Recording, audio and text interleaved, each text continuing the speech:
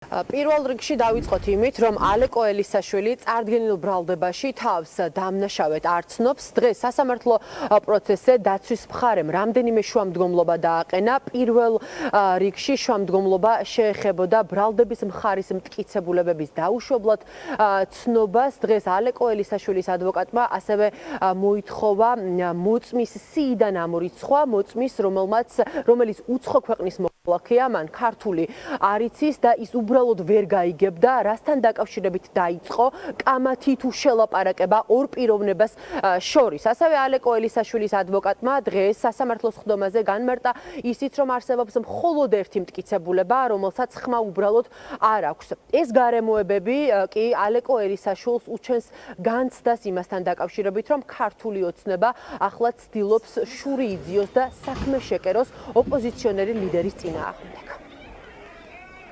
ცნობს თუ არა თავს დამნაშავედ? არანაირი პოლიტიკური მოღვაწე არ მიდევნია ამჯერად. ჩვენი შრომობა მტკიცებულებათა დაუშვებლობის შესახებ პირველი ნაწილი ეხება ბრალდების ყველა მტკიცებულების დაუშვებლობას. მტკიცებულება, რომელსაც ვითხოვთ, ეს არის მოწმე ალი ფაშაზედ იენჩერის გამოკითხვის ოთხი. აქ გვაქვს ესეთი სიტუაცია, რომ გამოკითხვას ხელს აწევს თარჯიმანი.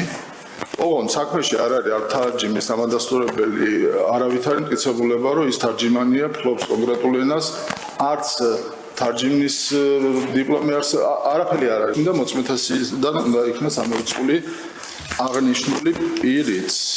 მუნჯი ხმიანი კინო გაქვს და უცხოელი არასწორად დაკითხული მოწმე, რომელიც თვითონაც ამბობს, რომ მე არ ვიცი, ენა მესმოდა რაზეც ჩუბობდნენ, მე არ ვიციო. შუამდგომლობ რომ დაცვის მხარის მიერ წარმოდგენილი ყველა მტკიცებულება, კერძოდ DVD დისკი, ალექსანდრე ელისაშვილის გუნკერის კომპიუტერული ტომოგრაფია, ალექსანდრე ელისაშვილის გუნკერის კომპიუტერული ტომოგრაფიის კვლევა დასკვნა გაცემული ნინო პატიაშვილის მიერ, DVD დისკი ქუჩის გამოკითხვა ორი ვიდეო ჩანაწერი, DVD დისკი ალიბაბავის ინტერვიუ ტელეინდზე და ალიბაბავის კომენტარი ალექსანდრე ელისაშვილის Facebook პოსტზე და სპეციალური საგამოძიებო სამსახურის მიერ წარმოდგენილი მოწოდებული ინფორმაცია გამოძიების დაწყების შესახებ დაუშვებლად იქნეს ცნობილი.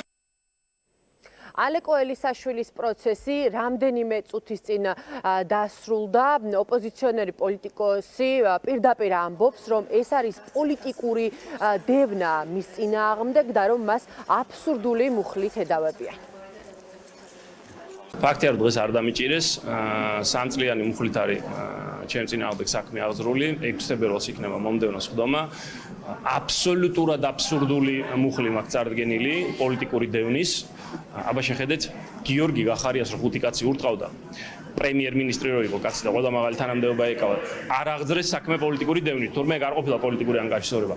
მაგრამ მე რო ვიღაცა ქეციან, ოხერ კაცშვილმა რო არ იცის ალიბაბაევი ვინ არის, იმას რო შემოუცხე, იმიტომ რომ რამდენჯერმე შემაგინა, აღძრეს პოლიტიკური დევნით. ანუ ალიბაბაევი არის პოლიტიკური მოღვაწე თორმე ქვეყანაში და გახარია არა. ხო, ნუ ჯერ მაქედან დავიწყო და დანარჩენი ყველაფერი აბსურდი. როგორც გითხარით, ალეკო ელისაშვილის პროცესი რამდენიმე წუთის წინ დასრულდა საქალაქო სასამართლოში. დღეს რამდენიმე შუამდგომლობა ჰქონდა დაცვის მხარეს, თუმცა როგორც ჩვენთვის ცნობილია, მოსამართლემ არც ერთი შუამდგომლობა არ დააკმაყოფილა და ყველა მტკიცებულება დასაშვებად ცნობს.